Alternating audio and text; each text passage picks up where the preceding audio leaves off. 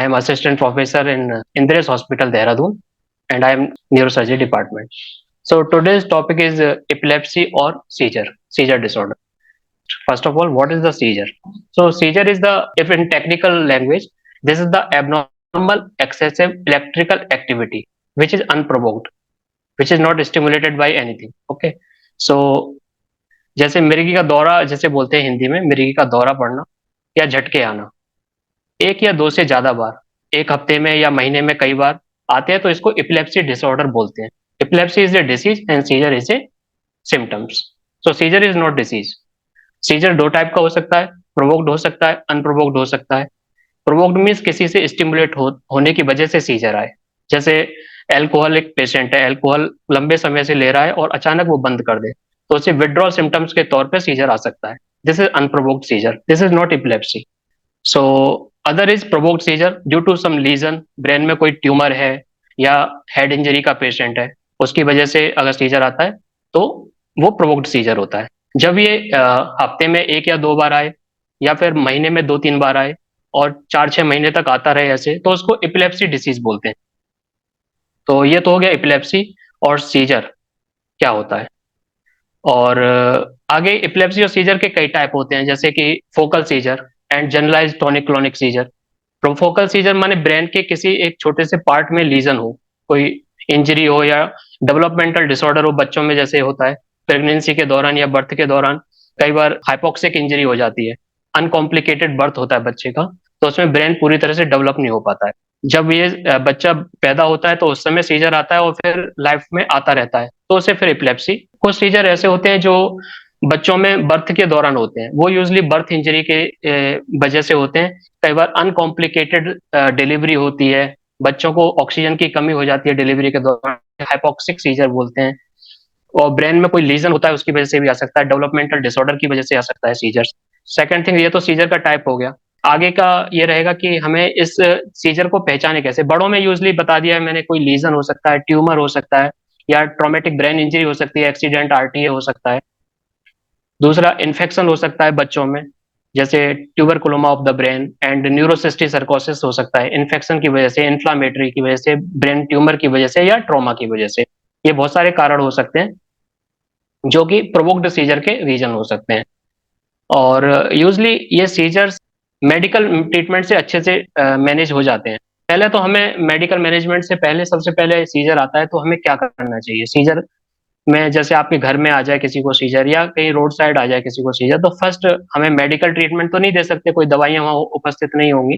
उस समय हम कर सकते हैं, पेशेंट को सुरक्षित जगह पे ले जा सकते हैं, उसको लेटरल पोजीशन में लिटा सकते हैं, और लेटरल पोजीशन में लिटा के उसके सिर के नीचे एक तकिया या कोई भी जैकेट वगैरह जो भी अवेलेबल हो सॉफ्ट चीज, उसे रख सकते हैं. क्योंकि सीजर के पेशेंट में यूजली जो इंजरी होती है हेड इंजरी से हो जाता है. पेशेंट को सीजर आता है, उसको कोई होश नहीं रहता है. पेशेंट अपना सिर टकरा सकता है रोड साइड से या घर में किसी भी शार्प वस्तु से, तो सारे शार्प ऑब्जेक्ट्स या कोई भी पत्थर या लोहे या कांच की चीजें रखी हो उसके आसपास, उसको हटा देना है, उसको लिटा देना है पहला. सेकंड चीज, लेटरल पोजीशन देने से उसके मुंह में से जो लार निकल रही है उसको निकलने देना है, उसको अननेसेसरी उसको पानी नहीं पिलाना है, उसको मुंह में उंगली नहीं डालना है, कुछ भी वस्तु मुंह में नहीं डालना है अपने को. लेटरल पोजीशन लेटा, यूजली ये सीजर 1 से 2 मिनट में अपने आप ही ठीक हो जाता है. बट अगर नहीं ठीक होता है फिर हमें मेडिकल अटेंशन लेना होता है. यूजली 99% केस में 1-2 मिनट में ये सीजर खत्म हो जाता है.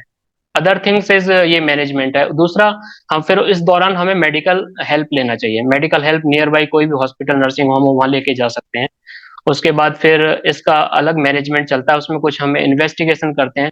सेकेंड थिंग, उससे पेशेंट के साथ में जिसने भी ये सीजर देखा है, तो क्या इवेंट्स हुए थे, कैसे सीजर आया था, कितनी देर तक पेशेंट बेहोश रहा, उसके बाद फिर से कितनी देर बाद कॉन्शियसनेस उसको रीगेन हुई, ये पता करते हैं. ये पूरा history taking is very important in seizure disorder. So इस हिस्ट्री टेकिंग के आधार पर हम कैटेगराइज करते हैं ये सीजर था या कुछ और था. अगर ये सीजर था तो ये किस कैटेगरी में सीजर था, फोकल सीजर था या जनरलाइज्ड टॉनिक क्लॉनिक सीजर था. अगर बच्चों की बात करें तो उनमें एब्सेंट सीजर भी देखा गया है, जिसमें पेशेंट देखता रहता है एक तरफ कुछ समय, सेकंड के लिए स्टेयरिंग इफेक्ट रहता है उसका, एक तरफ एक पॉइंट पर देखता रहता है कंटिन्यूअसली, और 1-2 सेकंड के बाद फिर से नॉर्मल हो जाता है. उसको अपने सराउंडिंग का कुछ अवेयर नहीं रहता उस दौरान.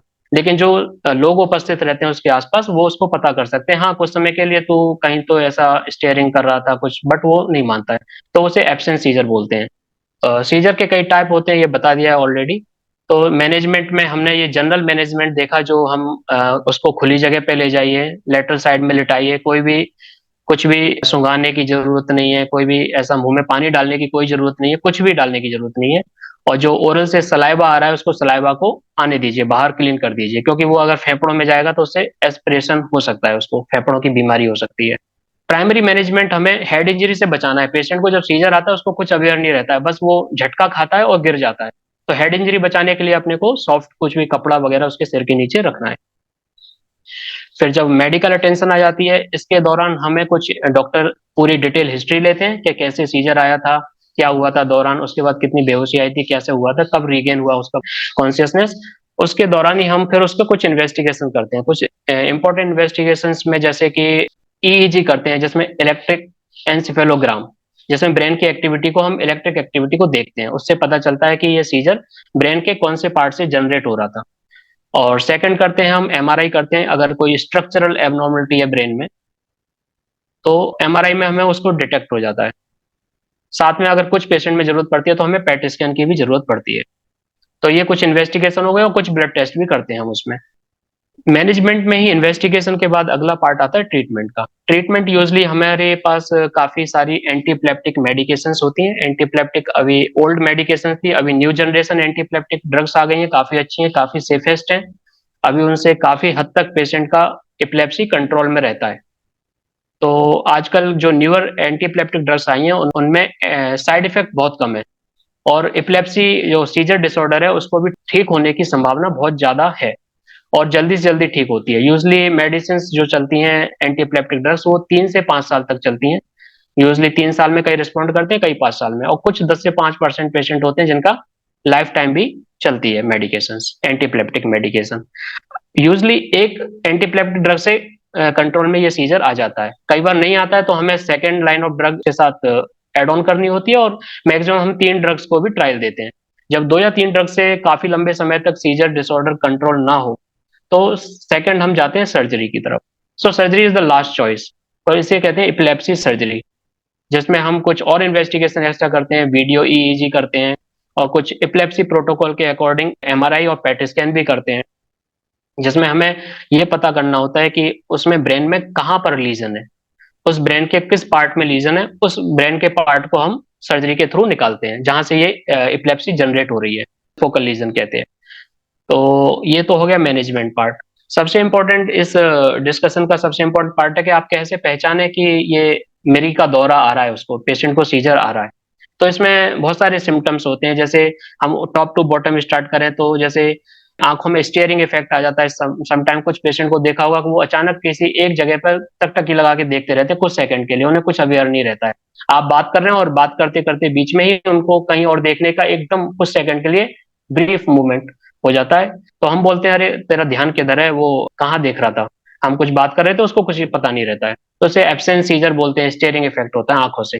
सेकंड, ये च्यूबिंग मूवमेंट, ये स्मैकिंग और ट्विचिंग मूवमेंट होता है, लिप्स पे ऐसे ऐसे ऐसे ऐसे रोलिंग मूवमेंट, मतलब अनप्रोवोक्ड, उसको कुछ पता नहीं है, कुछ मुंह में नहीं है, उसके बाद भी उसको च्यूइंग मूवमेंट टाइप की कंडीशन दिखने को मिलती है।